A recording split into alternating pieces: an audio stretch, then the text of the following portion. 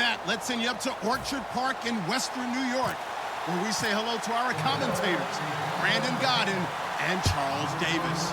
All right, Larry, we are about 15 miles south of downtown Buffalo at Ralph Wilson Stadium in Orchard Park. Today, we've got a Week 8 matchup on tap here between the New England Patriots and the Buffalo Bills.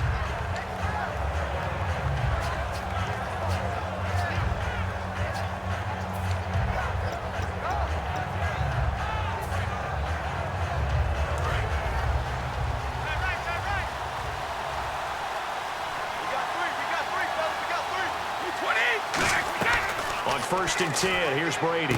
Over the middle, Julian Edelman, it's complete. And he'll be brought down right around the 37. It's an 8-yard pickup, and that'll bring up second down. A good, safe pass there right off the bat. That's almost a rhythm play. That's what we like to call it. Get them into rhythm early, something safe, something they're confident about, something they feel good. And once that's completed, then you just keep moving from there because the confidence elevates.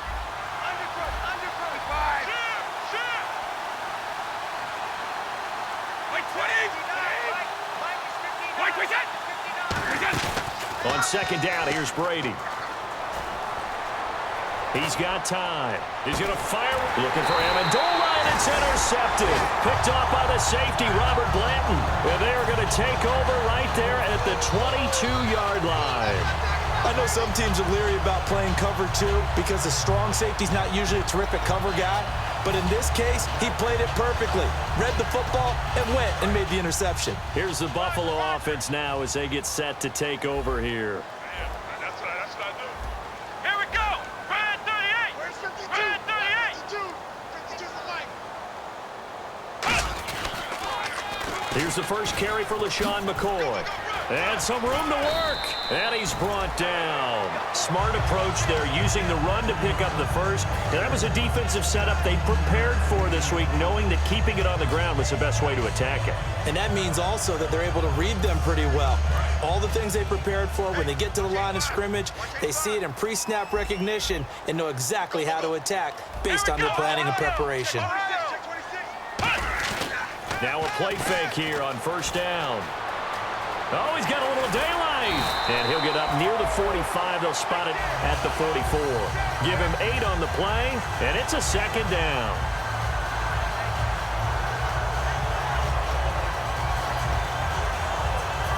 Offense in a good spot here, 2nd and 2.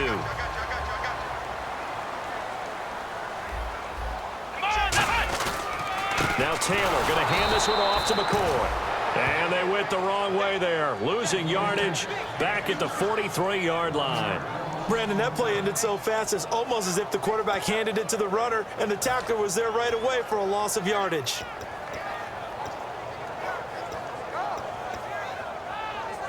And 3 full yards here for the offense to get on third down.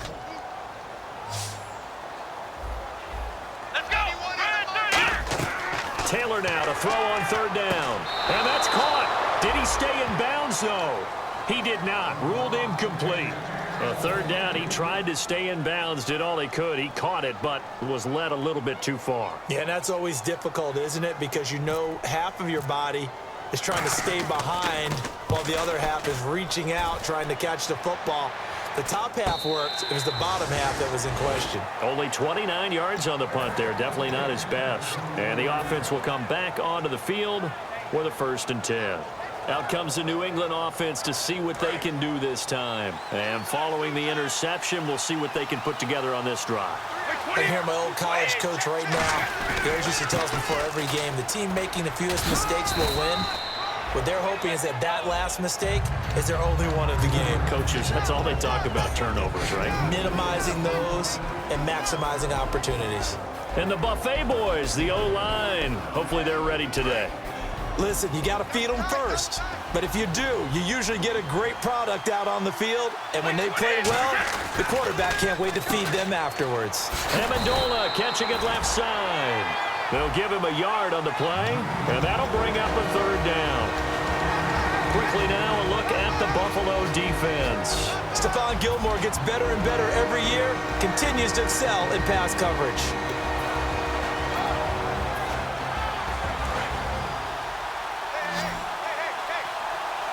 And it looks like we've got a dime set here defensively. 6 DBs in the game. From the gun, it's Brady. And Amendola with a catch. And he will have first down yardage as he's brought down at the 41. And fits the exact right word. Over the middle, there's almost always traffic, so anytime you're a receiver in that area, you're not just focused on catching the football.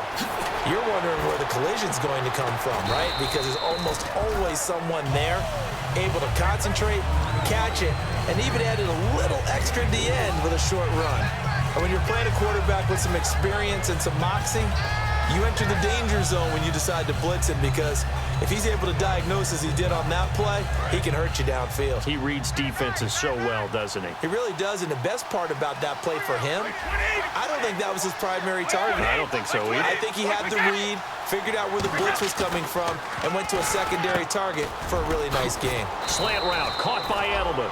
And taking it across midfield and inside the 45. The former 7th-round pick, Julian Edelman, just continues to have such a productive career. And has made himself into a receiver. Remember, he was a college quarterback, and not just a productive one, a very good one. At Kent State, right? Yes, a great leader, a guy who could make plays with his feet and his arm. Got to the NFL and had to convert into being a receiver and was drafted that way. And that conversion, oh boy, it's been good. Brady gives now to Blunt. And he'll take this one down to about the 40. Credit him with a 1-yard gain there to make it 2nd and 9.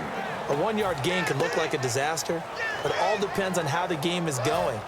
Is it a series of 1-yard gains running the ball? If that's the case, you might have to start thinking about throwing it a little bit more. But if it's just the occasional 1-yard run, hey, congratulations to the defense. They won that one. Come back and get them the next time.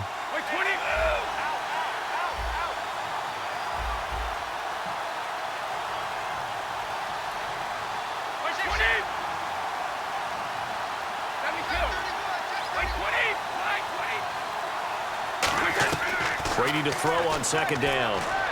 It's caught outright, Amendola. He got 18 yards out of that one, and it gets him a new set of downs. An ex-teammate used to tell me all the time, I hate experienced quarterbacks because no matter what, you really can't hide what you're doing. And I think that right there, he knew right away where the blitz was coming from, where his primary guy was. And he's in. Touchdown, Patriots. LeGarrette Blount, his 9th touchdown of the season. And the Pats have taken the early lead. Well, partner, that was another explosive run. And one thing I've learned in our time in this game, yes, the offensive line has to get a lot of credit, but for big runs to occur, the wide receivers have to block well downfield. And then you have to have a good guy carrying the ball too, right? Oh, without a doubt. You need that difference maker lugging the rock. And this will be a touchback. Last year would have come out to the 20. This year they'll move it out to the 25-yard line. And here come the Bills. And they'll be looking to avoid what happened last time, which is punting the football. But when you look at how teams play the game, that complementary football comes into play. How do I take care of my defense? How do I take care of my offense?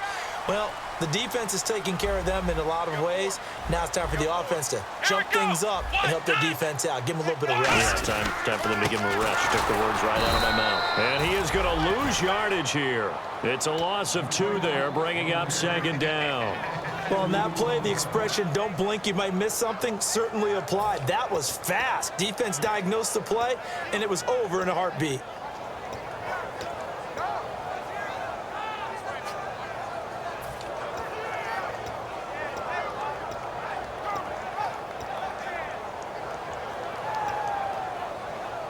And the offense moving in the wrong direction here now as they face a 2nd and 12. Shift together here from the D-line. On 2nd down, here's Taylor. And he's got his receiver. That's Sammy Watkins. It'll be a pickup of 10 yards. And they're going to face a 3rd down. He may have had some offseason foot surgery, but that hasn't prevented Sammy Watkins from being Sammy Watkins, and that's special. And when we see him before the game running the route tree, looked like the same Sammy Watkins to me that we saw a year ago. Yeah, and I think he's going to just keep getting better and better. I love his explosiveness off the line of scrimmage as he starts his routes. So completion on 2nd down, that brings up 3rd.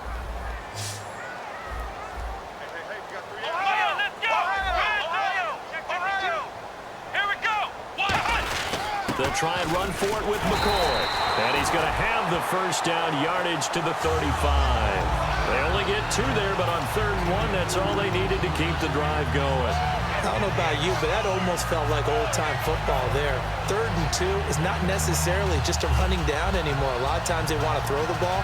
They went back to the roots and powered forward and got the first down.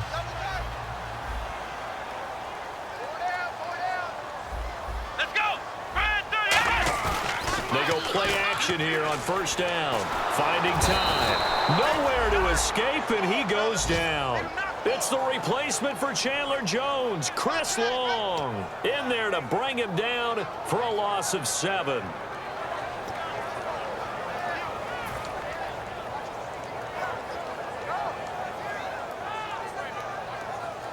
And this will probably be the last play of the quarter. With Charles Davis, I'm Brandon Gaudin. Second quarter about to get underway with the Bills in possession. But they face a 2nd and long to start things out.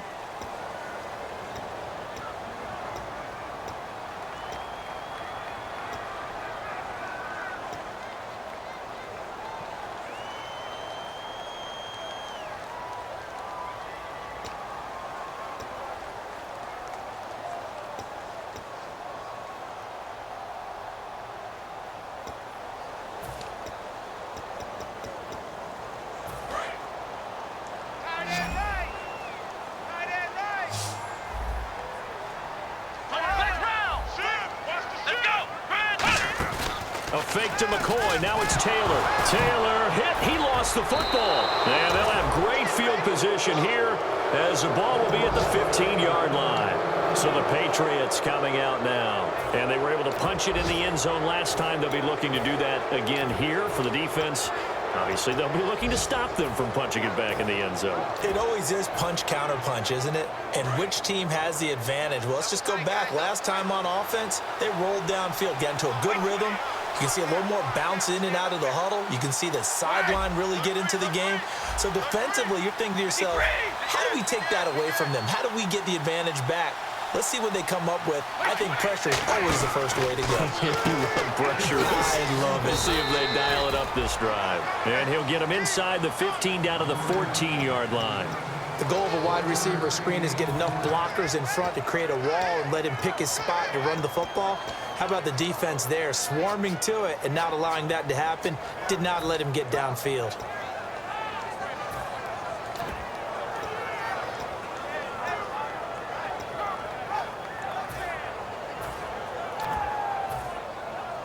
So 2nd and 9, the defense looking to put them in a bad spot here.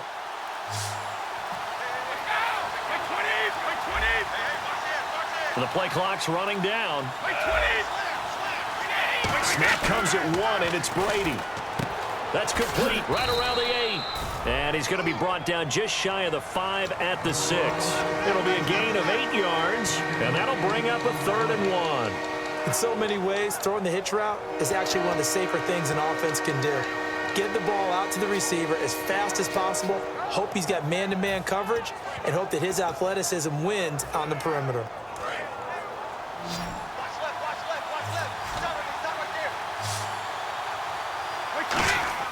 Brady to throw on 3rd and 1. And this is caught. Touchdown, Patriots. Julian Edelman, his 3rd touchdown now on the year. And the Patriots add on to their lead. Well, it was 3rd and 1. I was expecting run, so much for that. They pass it, they score it. That had the feel of the head coach telling the offensive coordinator, you've got 4 downs here. We're going to go for it on 4th down unless there's a disaster on 3rd. Go ahead and take a shot if you want to. And he gratefully accepted the opportunity and did exactly that. If they didn't get it there, that had the feel that they would come back and try it on 4th down. The Bills offense now, they get set to head back on the field. And last time, not only the turnover, but that turned into 6 points. They got to make up for that here. We always hear about empty possessions, but some are worse than others. You can have an empty possession, punt the ball away, get yourself set to play defense, but when you turn it over, it changes momentum. And when they... LaShawn McCoy off to the races. And all the way home for a Bills touchdown. LaShawn McCoy, his 6th touchdown of the